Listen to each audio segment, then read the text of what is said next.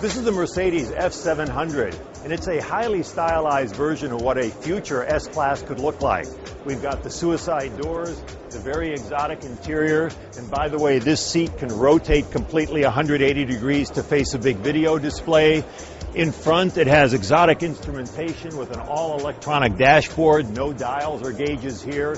It even has little features like these trick one-touch door handles that you simply touch them, they come out, you pull to open the door, then they automatically retract.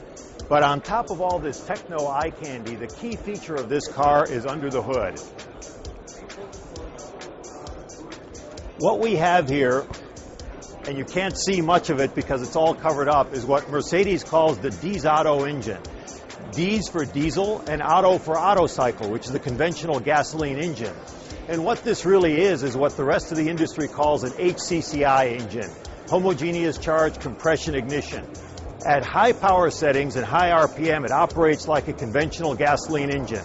A spark ignites the charge, and it has direct fuel injection, and that's how the fuel's introduced. But at certain light throttle positions, what happens is the fuel is introduced early, and instead of the charge being ignited by a spark, it just explodes on its own from high temperature.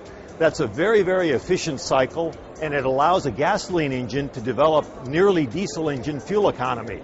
In this case, the engine is quite small. It's only a 4-cylinder engine, 1.8 liters. It has 2 turbochargers, a small one and a big one, to make sure there's no turbo lag at the low end.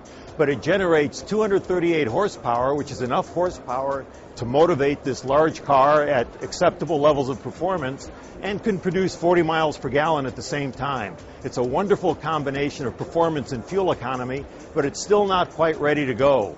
The key to one of these engines is getting it to operate in the diesel mode as often as possible, and that's still something that people are working on. Mercedes is at the front of this technology, but everyone else is working on it as well. And I think we'd expect to see this type of engine under the hood of a car like this one or something else within 5 years or so.